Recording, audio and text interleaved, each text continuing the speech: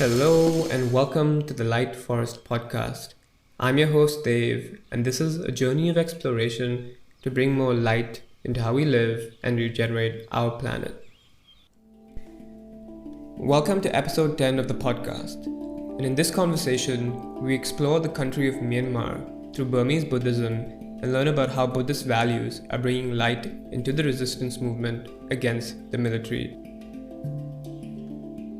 Taking us on this journey, we have Joah McGee, a trainer, podcaster, and humanitarian advocate with deep connections to Myanmar as a longtime practitioner and researcher of Burmese Buddhism. Guests familiar with Myanmar may even recognize his voice as host of the Insight Myanmar podcast, where he shines a light on the intersections of Buddhism with social change and activism. He's also founder of Better Burma, a humanitarian organization providing aid and support to the people of Myanmar since the armed open conflict between resistance groups and the Junta. In this conversation, we get into some of the deep contradictions that run through Buddhism in Burma. How does a country that sought to center around Vipassana and meditation become one of the most violent regions on the planet? We learn about the ways Buddhist practices such as Vipassana, Metta, and others are helping leaders in resistance groups, forming, for the lack of a better word, a non-violent movement as a path to peace and reconciliation. Joah has spoken to hundreds of people through his podcast, which informs his own gift of communication, but also he carries many stories from the people he's spoken to, some of which he shares with us today. Joah shows us a way to bring more light into life as an activist. He walks us through his own journey, starting as a Vipassana meditator, and the many insights he's gotten along the way about Myanmar, but also himself. He shares how his practices inform his life, his values, and provide a source of energy and compassion, which he says fuels his ability and drive to make change in his world around him. This episode was recorded earlier in February. More recently, you may have heard that an earthquake measuring 7.7 on the Richter scale has ripped through Myanmar just a few days ago. The situation there is extremely dire. Joah's organization, Better Burma, is on the ground coordinating relief efforts, getting important supplies and resources to the people in need. The link to his fundraising campaign is front and center in the show notes. If you're listening to this, I would love if you could check it out and share what you can.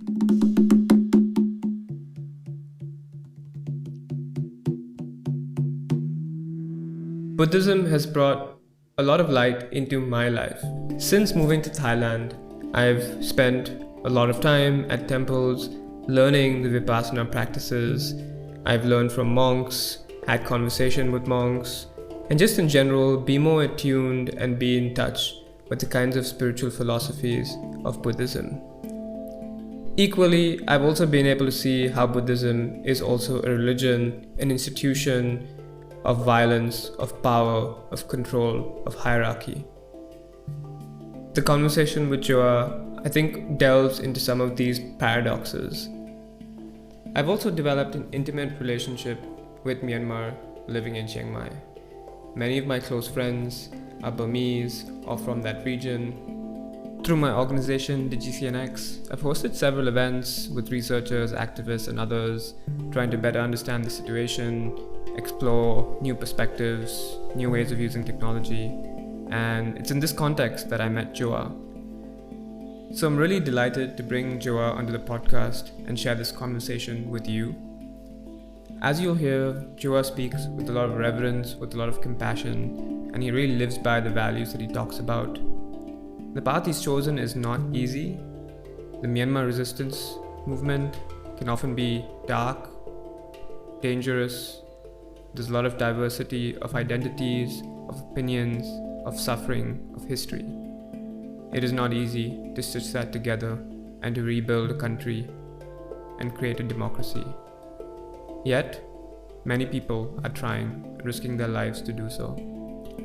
I hope that the resistance movement in Myanmar can become a beacon of hope for all of us. While we have not had to stand up in arms, or we have not had to rebuild our nations from ground up, we might have to one day. On that note, I will leave you to the conversation with Joah.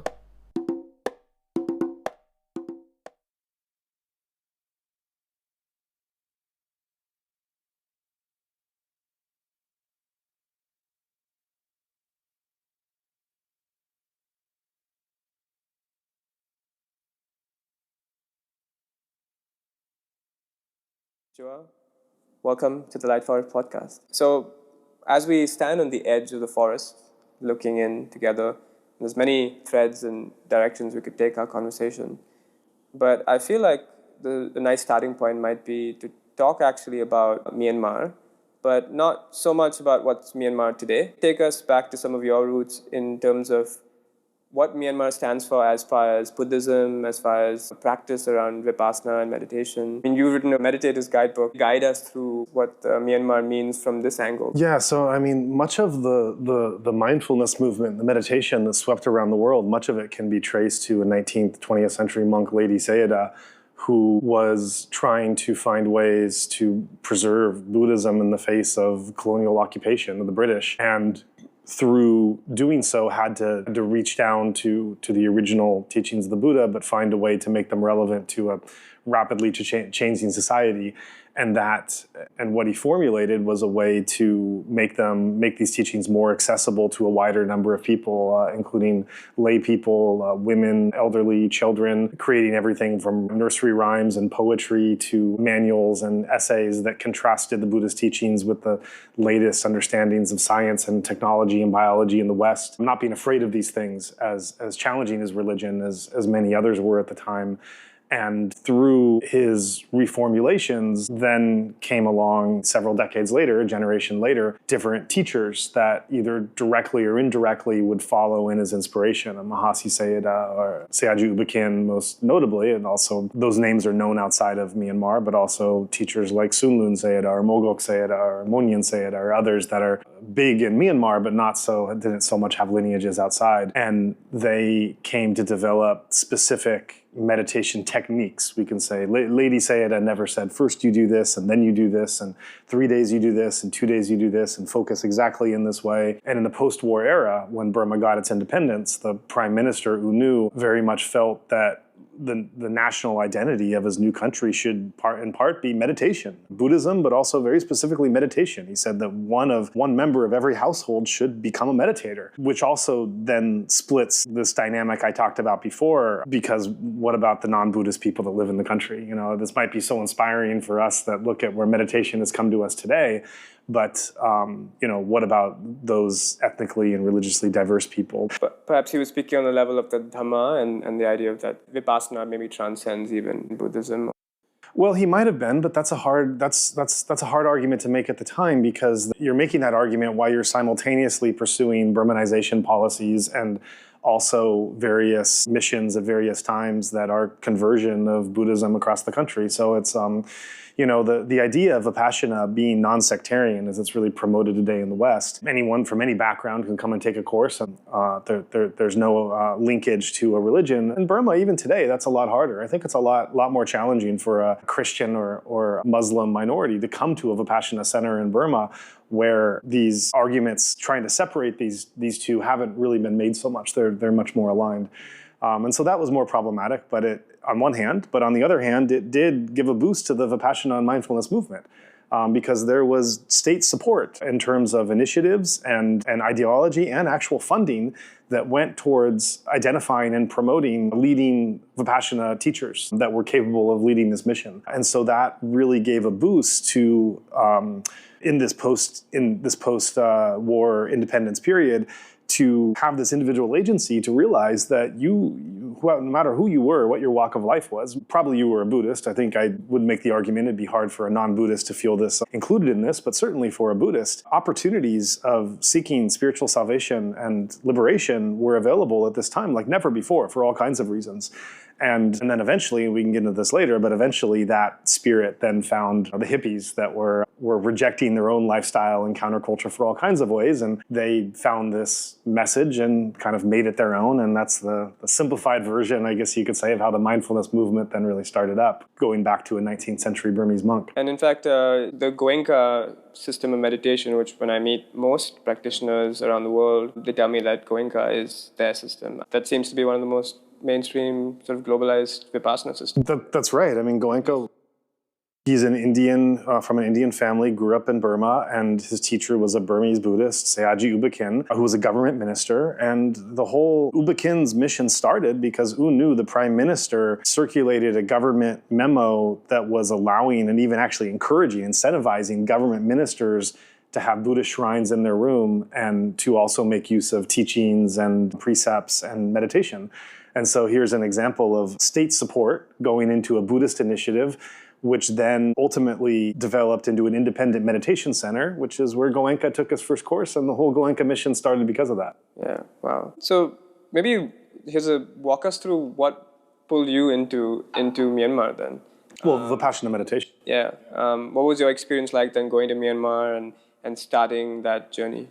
Yeah, so I went to Burma first as a meditator, as a tourist in 2003, and I was an absolutely dedicated, devoted Vipassana meditator in the tradition of S.N. Goenka, having sat courses, served courses, long courses. I had left my work entirely for a hiatus just to focus on meditation, living in a meditation center in Japan. Everyone talked about Burma with reverence. You have to go there. So I went in 2003.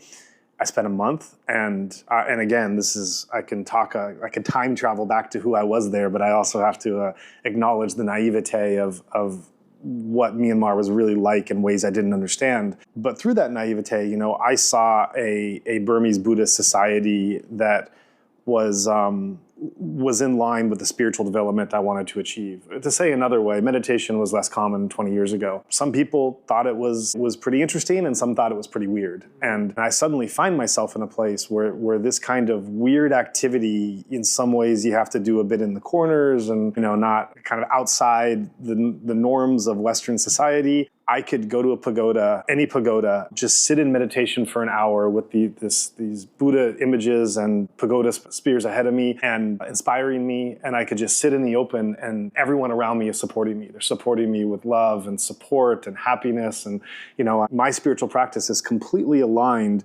with the values of the society, or so I thought at the time. Again, for a privileged Westerner coming to pursue this spiritual practice, I just felt there was support in all directions to continue in ways that I wasn't experiencing in the West. And so that was something that really moved and impressed me. And that seems like a pretty awesome way to enter in a country and experience that. You referenced your naivete.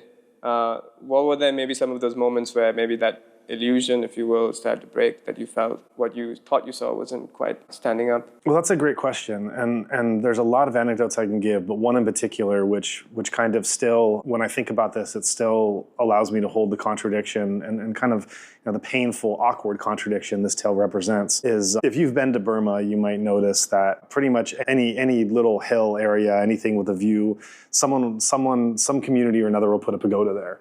And so whenever you're walking and you see a hill and you look up, you'll see this gleaming golden pagoda. And as a meditator, it always gave me this inspiration. And I'd kind of wax eloquent, romantic about it. In our countries, developers buy this and they make their mansions, and this is for the privileged. And here, these are these communal places that are serene and peaceful, and they're a reminder of the Buddhist teachings. And you could go to these pagodas. They're well maintained. They're well taken care of. You can stand on top and look at the town. You can meditate there, and this is the society I want to be in.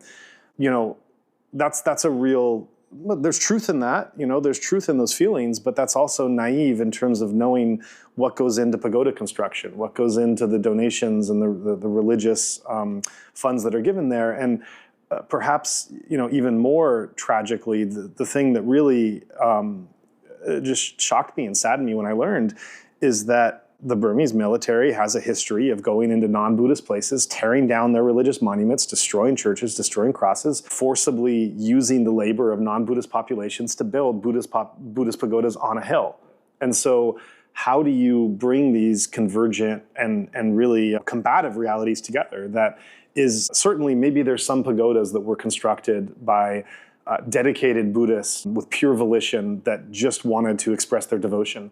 But maybe there were other pagodas that were forcibly constructed. And am I experiencing a wealth and a depth of devotion looking at a religious structure that is actually the source of violence? And what does that mean? Does that mean my feelings are less genuine, or I have some complicity in this? Or is there a way to acknowledge my own feelings and experience of inspiration this gives me, while also acknowledging that that this is a destructive pattern of the society that people under it are suffering from? It's very confusing. Yeah, I think from the outside looking in as well, I always find it awkward is almost to see if Vipassana meditative practices are about finding peace within and also about compassion. Yet so much of the religion around Buddhism is formed in such a way. At Light Forest, part of my journey is trying to understand the roots of where things have kind of started to go wrong. Where the world we have today, which is creating toxic air, or wars, or algorithms that are manipulating our attention.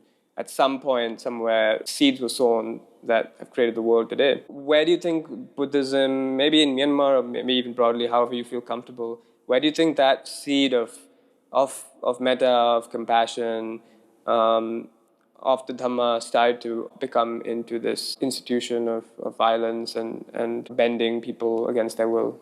Yeah, so, one thing I would say is that I think that it's really important to hold those contrasting realities. And I've spoken to meditators who come, they just want, they're foreign meditators, they just want their personal experience of looking at that pagoda and feeling joy and inspiration, and you try to explain these other realities. I'm not here for politics. I'm not interested in that. And really, it's kind of like, no, I just want to live in this bubble. Don't tell me anything that interferes with the version of reality I want to create. On the other side, you might talk to human rights workers or journalists and express the real devotion that many Burmese Buddhists and foreigners feel looking at that. Oh, that's hogwash. How can anyone feel anything when we know this violence behind? So it's really hard to hold these two realities. To answer your question you just asked now, I would say that one of the real insights I would say I would have by trying to have one foot in the more spiritual Buddhist world and one foot in the reality that we're all living in is this really kind of imperfect correlation between one's spiritual development and then how that gets translated to a nation or society. And I've thought about this more and more lately, and I think there's just so many examples that we can cite from well-known literature, famous figures, as well as in smaller scales of people I know and see in front of me and all over Burma, of cases where individual actions of spiritual growth or renunciation or qualities that are developed are then trying to be scaled up, you can say, in terms of policy or structure of society that are disastrous. And not to go way off a tangent with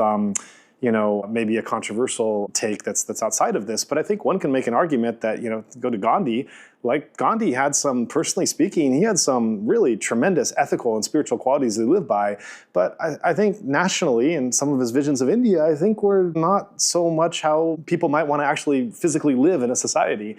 I think that's just one example that you could bring to the passionate meditators in the West, in America, as well as Burmese Buddhist society in Myanmar, of looking at, what does it mean when these things aren't quite so translated? Or maybe we have to translate them in a different way, where some great insight or spiritual path that you're on, when you try to scale that up into the policy or societal reforms or such, sometimes they're absolutely just disastrous. Yeah, a big question of inquiry as well is, as we try to recreate our worlds and try to, in Myanmar's case, build a democracy, or globally trying to build new systems, feeling there's this connection with our inner self and the sense of the world being an image of our mind, or being a reflection of our minds, and this need to almost have these personal healing journeys while also seeing that the world is closely connected to that. But it's a very difficult thing to even articulate, and it's a very difficult thing to try to speak about in terms of policy when so much of our inner worlds are invisible, and it's difficult to see that. And with your podcast today, which I love, it's so awesome to hear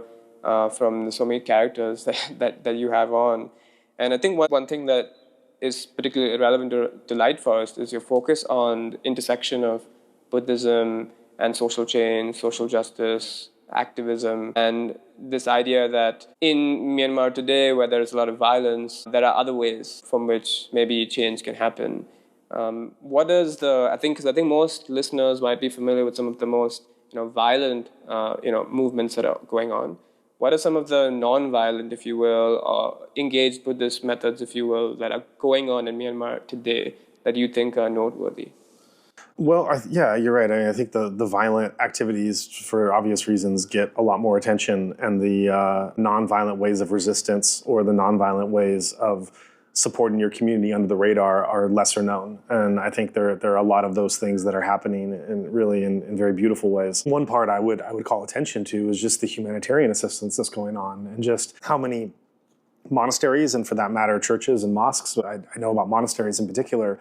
How many Buddhist monasteries have been turned over into basically refugee centers, how much they're caring for their community, how much they're being a repository of donations and medicine and education and food that are coming in and that are being shared with refugees and being taken care of when whole villages are destroyed, and tens of thousands of homes that have been destroyed by the military then have found shelter there and are being protected there. I think there are also figures, there are particular figures that call upon Buddhist teachings, whether they're democratic leaders or activists or amongst their meditation teachers, or for that matter, even fighters that might be engaged in violence, but that for the nonviolent parts, I think that are calling upon Buddhist understandings and not just Buddhist understandings as theory, certainly that's part of it, but also meditative insights from direct experience. And to me, this is where, when I talked about my discomfort with how you scale up a spiritual path into actual policies, state policies, or structuring of society, I think that's where things don't turn out so well. I think where they do turn out well is when that meditation, when those direct meditation experiences have refined and changed and transformed you as a person, and through that inner transformation then lead you to respond in ways that have more wisdom and more humanity and more understanding. And I think there's examples of that as well that you can find in individuals and the way that they've gone about things. Well, I'd love to hear any examples that you might be able to share about this in particular. I think it's really important. Sure. I mean, so one of the interviews that really stood out to me was a Burmese monk, Ashin Kovida, and which listeners are welcome to check out on our podcast. But he's doing any number of things to advocate for a form of Buddhism that is more inclusive, that is not nationalistic, not violent, not scared or have phobias about other religions, that wants to live in a country where Buddhism can operate without state protection, but can flow and flourish with all other religions and all live peacefully side by side, and really arguing for this more progressive version of Buddhism that you don't hear about. And I think that, and as in the course of our discussion, as he was, really just articulating the form of Buddhism that he's promoting and standing by, and really how different that is from the military's version of something much more nationalistic, more violent, more superstitious, engaging more in superstitions and kind of material spiritualism than actually doing the hard work. And just the extent to which Ashin Kovida is really promoting inner meditation and transformation as the development of the practice rather than some quick fix and getting there or some get rich kind of idea. I asked him, why are we not hearing more about this? Why is this voice not being amplified? Is there more that you could be doing to make this heard, inside or outside the country? And he said that when the 969, the Mabata movement started out, anti-Islam sentiments being promoted, nationalist monks, Western media descended on the country wanting to promote and amplify this story, which they should. That's a good story to promote.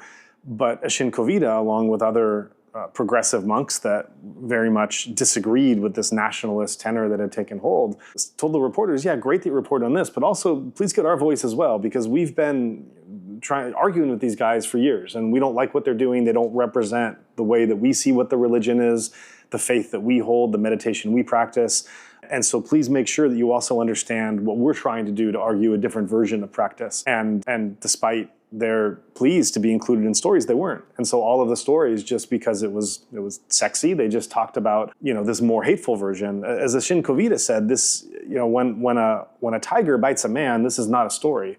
But when a man bites a tiger, this is a story. And peaceful monks advocating for a loving form of Buddhism, where's the news in that? But hateful monks advocating for a violent form of Buddhism, that sells. And so that became further amplified and further extended. But that's not to say that there are not many monks who felt that way and many Buddhists who felt that way. But as things got ramped up and as the West reported on it, amplified it, and then there became a reaction back from Burmese Buddhists that they felt like they were being attacked, the middle ground kind of fell away and it became extremists on both sides and accusations on both sides. And so, there were many Burmese Buddhists who were just shocked and horrified by what was happening with the Rohingya, who, some of the more nationalistic tone that the Sangha was taking, they felt uncomfortable by, and they just couldn't speak up. They couldn't speak out, because it became unsafe for them with both extremes getting further apart.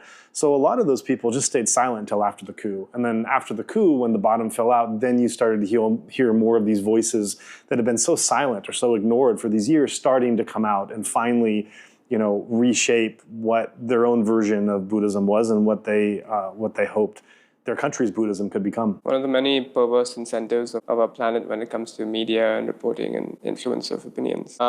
Can we very curious about Shinkovida and this idea of direct experience of meditative insights, bringing that into action and bring that into change. What's their practice like, if you're familiar with how they actually integrate practice together with collective movements? I think I want to answer that question, but I actually thought you were going a different way, and I want to say something. The question I thought you might be asking, because it's also relevant. There's a question about to what degree should monks become involved in advocating for societal changes in politics, or should they just stick to more of their meditation and their religious duties? And when I asked Shinkovida and others, I think it was a Shinkovida who answered this that always stuck in my mind, where I said, well, what would you say to those who say you're talking about these, you're talking about wider issues, some would say to stick to this. He said, do you know how much I would just like to be a meditation teacher and nothing else? Do you know how much I'd like to live in a society that was safe and free enough that that's what I got to focus on? Do you think I like to have to focus on these other parts of things that are outside of my normal domain? But I can't just sit and teach meditation because there's bullets flying through. There's students that are coming that aren't safe, that are being nabbed away by the military. So we have to fix this before I could do the thing that I want to do. So that's just kind of briefly touching upon, where some of these meditation teachers and people in the meditation sphere don't have the privilege that we have in safer countries to say, well, I'm going to let Caesar be unto Caesar, and I'm going to focus on spiritual development because that's my calling. That's a privileged view for Myanmar right now. But to answer the question that you did ask and follow that up, how is it? How are they being informed by this? I think he and others, their inner transformation of Buddhist practice, it informs everything they do. When you ask those questions, whether it's a metta practice where they're learning about loving kindness. I mean, I can't tell you how many political prisoners I've talked to that have suffered in ways that we cannot even begin to understand, that don't have even a trace of anger towards the people who did that to them, or democratic leaders or activists that are constantly in hiding and unsafe and have lost so much. And same thing, even when they're trying to defeat the military, there's so many that I've talked to that are not trying to defeat them from a place of anger, hatred, or retribution, but because this is a wrong person doing a wrong thing that everyone else is suffering from. So they're taking strong action to try to stop that wrong from happening and try to reset their country on a path of federal democracy.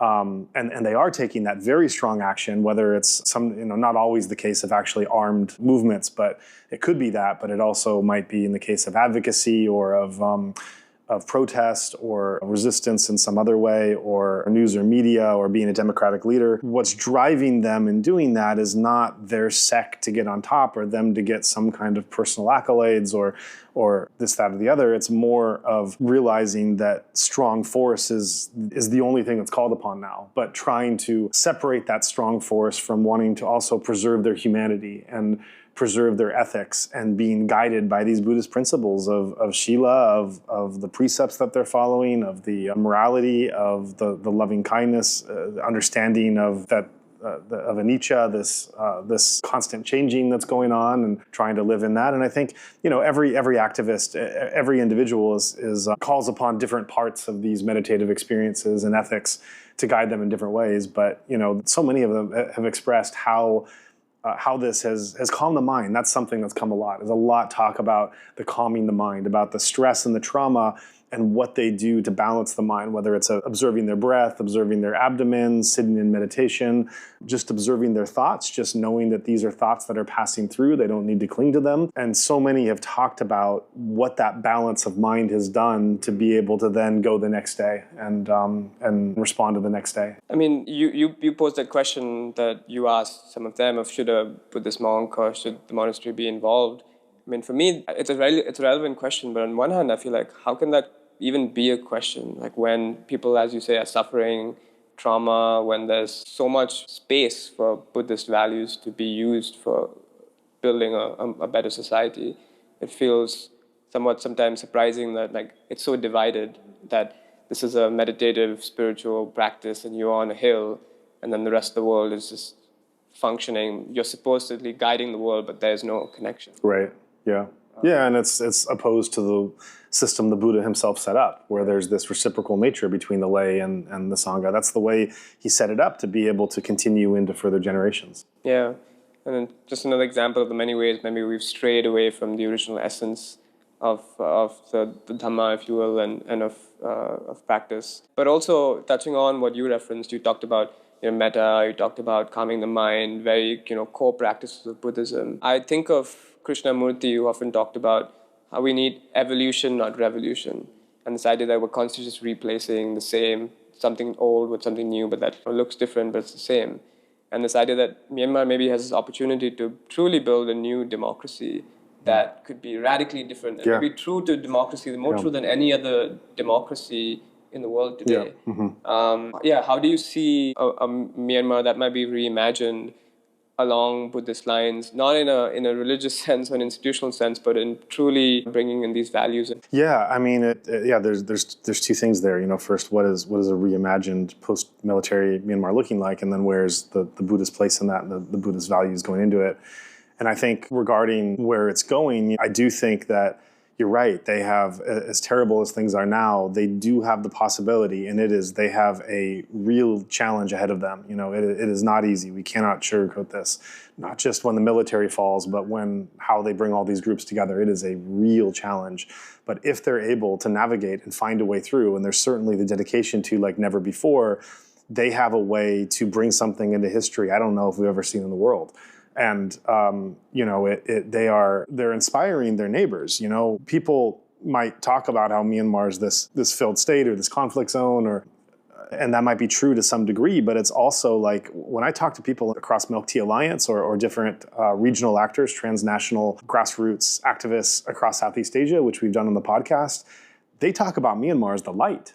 Myanmar is the place that's inspiring them. It's showing them what's possible. It's showing them that what people can do. They're facing something so much more serious and intense than the other problems across Southeast Asia, which are nothing to be undermined. They are definitely very serious issues that are going across Southeast Asia, but nothing like in Myanmar, nothing of those extremes. And to see people, their contemporaries and their peers responding to the situation in Myanmar the way that they are showing them what's possible and what could be done in their countries. And so it's not even a hypothetical, it's happening now, and it's just this flipping the narrative, which is what we need to do, to not look at Myanmar as this place where all the bad things are happening, but to look at it as the place where when all these bad things are happening, could you ever imagine that this amount of resilience is even possible? Could you imagine that people can rise up and coalesce and show the resilience they have, that this could actually happen in our world today? This is something to be celebrated, and it is lighting the activist community and kind of democratic movements of Southeast Asia right now.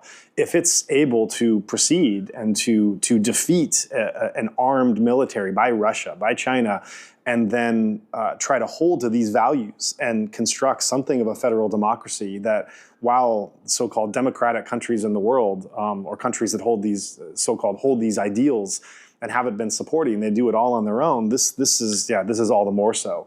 But where the Buddhist values come in, I think that to me, like what I really want to see is a way to hold to these values without fear, because that's something that I think has really caused the damage before. And not just, in the last 10 years, really looking back through decades or even centuries of Burmese society, and this fear, because built into the fabric of Buddhism and the Buddhist teachings is that this, like everything else, is impermanent. These teachings are one day going to be diluted and going to be lost. And so there's this intrinsic fear in a Buddhist of any era that this pathway to liberation might close during this lifetime. And so there are benign ways to preserve the teachings to make sure this doesn't happen, and there are malevolent and really dangerous and violent ways to do that. And we've seen both in Myanmar. We've seen very benign ways that they've tried to. Lady Sayadaw is the great example of how he tried to preserve and keep these teachings alive in a time of difficulty. And we've seen ways that have been built on fear and hatred that are coming from the same place of this fear of the teachings leaving.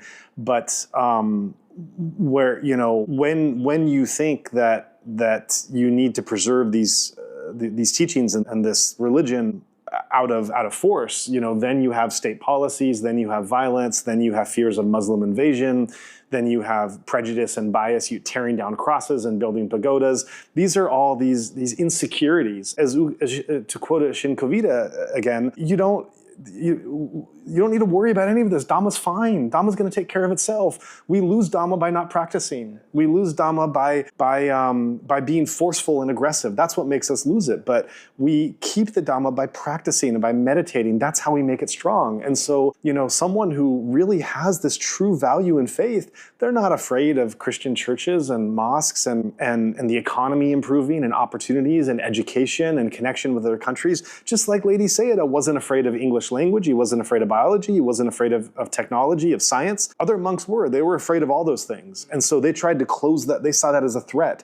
He saw that as like, my faith in the Buddhist teachings are so strong, bring it all in. I'm going to talk to foreigners. I'm going to write to them. I'm going to learn about, I'm going to read the translated works of all these new developments in technology. And then I'm going to use these analogies and examples to reframe Buddhism of why it's true. I'm not going to be afraid of this. And so, that's what I hope happens, is I hope that they're able to find a way to take these values and these Buddhist inspirations and influences, and to realize that they don't need to fear anything if they really hold them the right way. You don't need a state apparatus to put everyone else down so that your faith and religious structures can have dominancy. And that's actually not going to benefit you in the long run. That's a shortcut to actually losing your religion than gaining and extending your faith. Yeah. I really love that you said, moving away from fear. It's certainly, it's one of the light forest protocols of living fearlessly and learning to act, if you will, fight, if you will, but not from a place of anger and fear, but from a different space. And it's heartwarming to know then that there are people there who are, building the institutions or sort of building or reimagining Myanmar coming from this space, because my fear, if you will, is that through this violent period of fighting and revolution, even if the federated democracy is able to come through, my fear is that it will recreate something that looks different, but it's largely the same, and then we're just caught in the samsara, if you will, of creation and destruction, rather than an evolution into something different. But it sounds like that there are seeds being planted, and there are movements that are there that might push Myanmar into something radically different, because also, as I learn, I know very little about Myanmar history, but as I do learn a little bit, is that, even the idea of Myanmar is not very old. And still contested. And it's a colonial, Absolutely. It's a colonial project as well. So this idea of being attached to some version of Myanmar that itself is maybe not that helpful and maybe just allowing a reimagination that could be truly something different. Yeah, and, to tag on to that, I think that to see this evolution playing out since the coup is really brilliant. To give one example, there was a Burmese Buddhist who I was friends with, and before the coup, there was this art exhibit, and featured into the art was an art exhibit talking about the dangers of air pollution coming to Yangon with the new development. And someone had painted a picture, a Burmese Buddhist presumably, had painted a picture of the Buddha in Yangon, in modern day Yangon, wearing a gas mask, to show that even the Buddha, focusing on in-breath, out-breath, couldn't breathe the air because it was so toxic. And this resulted in such an anger among the Burmese Buddhist community. They wanted the artist, strung up and jailed and maybe even executed. They were so angry that the Buddha was depicted this way. Even though I didn't see any offense to the Buddha, I thought it was about the air quality. But the problem was that with this was that obviously there was, just as they had kind of gained more freedoms through the transition period, they were then asking for those freedoms to be taken away because they didn't agree with the kind of content or art being created, rather than discuss it or rather than create other art or have a conversation. And one Buddhist friend in particular was so angry. He said, there's no place for this. I don't want this vision. I don't want to live in a society like this. I don't care what happens to the artist, but he needs to be punished. After the coup, along with that, he is also kind of a nationalist Buddhist and just believed in, Buddhism needed state support. After the coup, and he saw the danger that everyone now fell under, and went through a transition himself of his activism and his protest, his resistance, and what he did to try to fight against the military, he realized very clearly that could not survive in a society where it had this state dominance over other religions and cultures, that if one person wasn't free, no one was free, that kind of thing. He learned that experientially. And so he's coming from a place where he actually wanted to see punishment of someone who created an art that he didn't agree with. On the podcast, I asked him about that directly. I said, you remember we argued about this. What do you see that now? He's like, no, absolutely. That art needs to have a place, whether I agree with it or not. The LGBT community, the Muslim community, the ethnic communities, all of them, if they are not free, then that same violence and lack of freedom can be given to me. And I asked him also, you're such a devout Buddhist. You spend so much time in monasteries. Buddhist ethics guide your life. Do you hold the same fear you held before, that Buddhism needs this real strong support to be able to survive and thrive at the expense of their places? He said, absolutely not. That's actually what's going to kill us. We need to be strong enough in our own community and with our own faith that we're upholding those values and everyone else is upholding theirs. So in a strange way, the coup, the violence the military instituted and instigated, this showed a lot of devout Buddhists like him that it made them change their mindset and their beliefs, because they saw that this was not good for them and their community and not good for others, and that they needed, so their more kind of tolerant, open, progressive form of Buddhism did not come through kumbaya moments of trying to convince them otherwise. It came from experientially seeing that this was the only way that their faith and their community was going to survive alongside everyone else's. Yeah.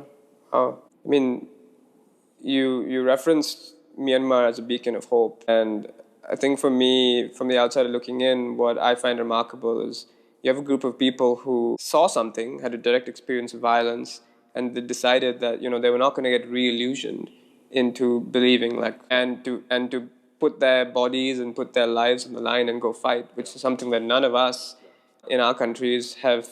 We might get disillusioned, but then we just go back to the illusion. But yeah, and here's people who are really fighting, and in some sense, Myanmar is almost the future of the world. If whatever happens there might actually play out in so many other parts of the world, where I know in the technology front, that's another area, we look at, and how the activists and people are fighting to the resilience you referenced about staying online despite no, telecom connectivity, and finding all kinds of, ways to be connected in a very disconnected place. And it's really remarkable. Can I ask you, how have you changed since, your journey in Myanmar will be long, but let's just say since you started, over time, and since you started the podcast as well, speaking to all these people, how have you felt your perspective, outlook, how has your view changed or evolved? Yeah, so I can answer that in two ways. One, I could look at the podcast, and another, I can look at, post-coup, and they kind of intersect, but they're also and your in their own podcast tracks. launched. So the podcast was originally about Buddhism and spirituality, and after the coup, we transitioned to a wider range of subjects. But how the podcast has changed me is that the wisdom of my guests lives in my mind. Every guest has said something I've never forgotten. I swear you could pick a number and tell me that guest's name, and I could tell you, oh yeah, this is what they said and this is how it changed me. We have over 300 guests. We have, if you listen to our podcast back to back, it's 15 days of continuous listening. So it's a lot of content, but it's content with people who have wisdom, who are living brave and courageous lives, on many cases in spiritual paths, incredibly intelligent people who've taken great risks. So just the gamut. And their insights from their unique perspectives, as different as they are, have given me things I've never forgotten. In some ways, reformulated the way I look at everything. Just one sentence that's just like, and how many times have I quoted this person, as I did during this interview. Insight. Or, Ashin Kovita said this, or Chitun, that's the guy I talked about, the Burmese Buddhist, he said this, to really pin down like, everything changed on a dime when I heard this thing. It reformulated everything. In terms of the coup itself, it was, the first year was really tough. I was in the US because of the pandemic, and I had never had to deal with these kind of issues before. And it was really tough for me to be in a quote unquote normal society, conventional reality, going to the supermarket, planning for meals, taking walks, talking to a friend or family member about a TV show they watched, while I was having friends that were on the run, in prison, escaping death, or in some cases not escaping it, and just this trauma and tragedy. And it was that first year, it was anything you get adjusted to, and humans can adapt to anything, but that first year, to try to live in those two worlds, and just to live in the world of, even though I wasn't in that, I wasn't on the ground facing those things, that's very important to note, there is second degree trauma. And that second degree trauma of, your phone buzzing at any moment, and the kind of dangers that were happening, and from a distance trying to learn how you could help and what you could do. That was a really hard transition to go through, but it's a transition that so many of us did go through, whether we're on the ground or helping from a distance, and just trying to figure out where our place is in this and what we can do. Well, I think first of all, it all goes back to the 5 precepts and Shila that I learned early on in my meditative journey. Not to take intoxicants, not to lie, not to steal, not to commit sexual misconduct, and not to kill. And of course, that includes insects as well. And just that following, I think in the West, sometimes we want to go on these great spiritual adventures and don't realize the role that ethics and morality play into that. That was a real shock to me when I started meditating, was that I couldn't go on these great meditative journeys without a stable mind, and it was ethics that made that stable mind and created that stability. So I think that's one thing that has me rooted, of whatever situation I'm in, knowing that this ethical understanding is always going to keep me grounded, safe, stable, out of danger, and as far as I can be. So much of it starts there for me. I think beyond that, it's the time that I've spent on the cushion and the insights that have come to me will reframe everything I'm experiencing kind of in their own way, and give me insights when just kind of bring things up to help me out in ways that I couldn't produce if I tried, or wasn't really expecting, just from that background of insight. One example is sometimes I'll talk to other activists that will talk about feeling overwhelmed by how much is in front of them and how much they're trying to do. And I think one thing that meditation has taught me is, in my meditative journey, is that my meditation practice is recognizing I don't have control over outcomes, but I have control over inputs. That was not the way I was before meditation. I was very, very controlling and tense about the outcomes that would be produced. And it was very hard for me to let go of that in meditation practice. But to be able to learn through direct meditation that the nature will take care of the outcomes, but I can keep putting the right inputs, and eventually the outcomes are going to match. But I don't know when or how. I'll trust the process. Trusting the process is a big thing. But I'm just going to work on what's in front of me. Not beyond that, just what's in front of me. That's the same way I approach this crisis. If something is in front of me, something's on my desk, if I could do something about it, I'll focus all my energy and effort into it. If something is outside of that realm, no matter how bad it is or how terrible, it doesn't affect me emotionally. I mean, usually, sometimes it still will, but mostly it's like I'm not cutting it off. I'm not bypassing it. I'm aware of it. I'm feeling it, but I'm not getting drained from it. I'm accepting that this is happening, but if it's not in front of me, I only have limited resources. I need to focus those resources on what I could actually do. So that's another part of it. I think another thing, to quote another podcast guest, as I've said these words that resound in my mind, speaking to Yeshua, who is a landmine expert and also has his own meditation practice, he talked about his activism, that other activists he's around, that their activism is fueled by hatred or rage at an unjust system, and that burns itself out and it can't be sustained. He talks about his activism being fueled by mindfulness and selflessness and trying to detach from ego through what he does, and that allows him to sustain it much longer.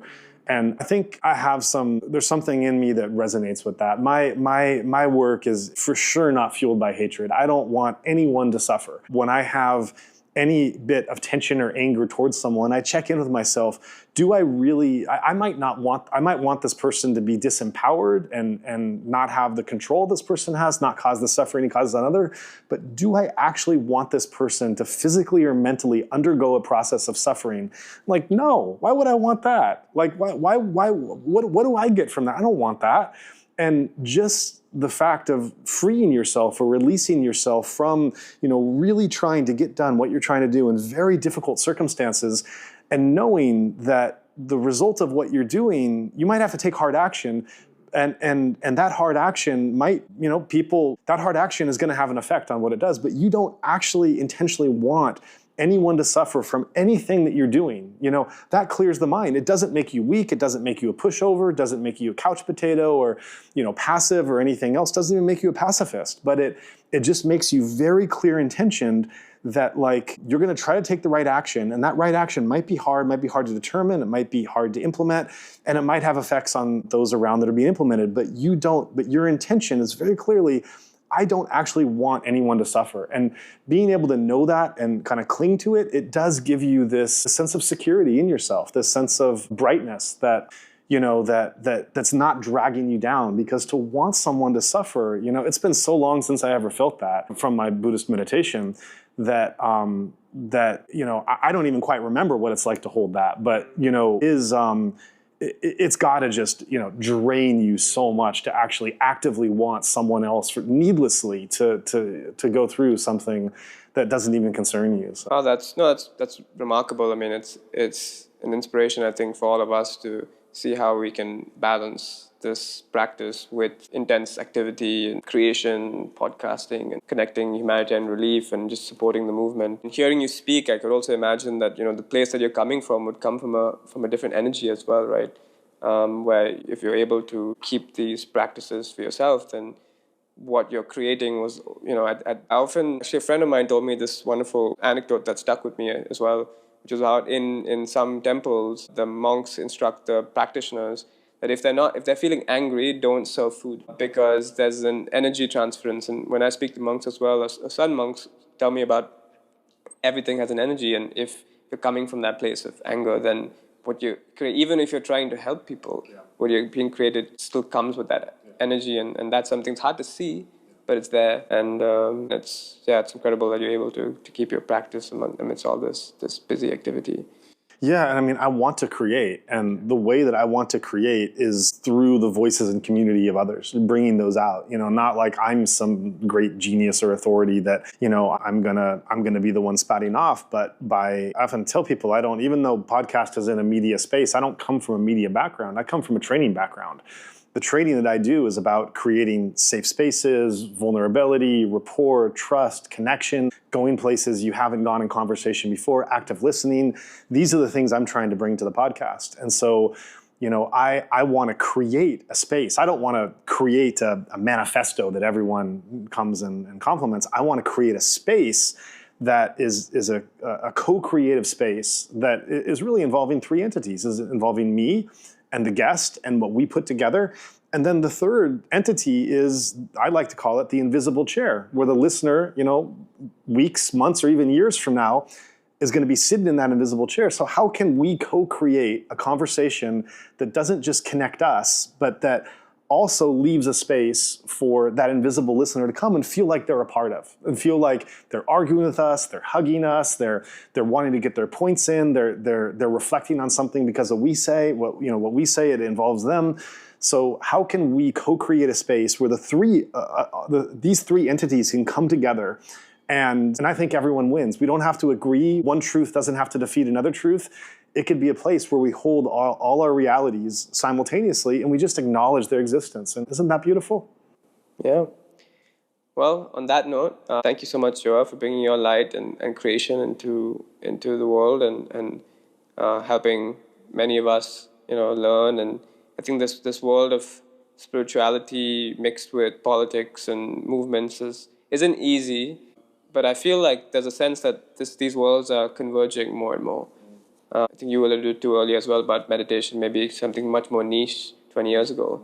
But today it's becoming more accepted, more mainstreamed in positive ways. I hope that this movement that you're building continues to grow, and we can see this reimagined Myanmar sooner rather than later. Thank you. And thank you for having me on. Thank you for creating spaces in Chiang Mai to speak, for being interested in this and opening up to this. So thank you also for what you've brought into your platform and yourself with these conversations. And there you have it. Thank you so much for joining this podcast and listening to this conversation. I hope you enjoyed it as much as I did. There is so much to unpack still. Links in the show notes will send you to many of Joah's podcasts that he refers to, among other resources. And like I mentioned earlier in the start of the episode, there's also links to rescue efforts. There's also links to relief efforts by Better Burma and other close collaborators in the show notes. Please check them out and do what you can to spread the message to support the people in Myanmar right now. They really need it. With that, I will end the episode here. Thank you so much. Have a wonderful day and week ahead. And if you haven't subscribed already, do subscribe to the Light Forest podcast. You can subscribe on Substack. You can subscribe on Spotify, Apple Podcasts, or other major podcast platforms of your choice. All right, goodbye.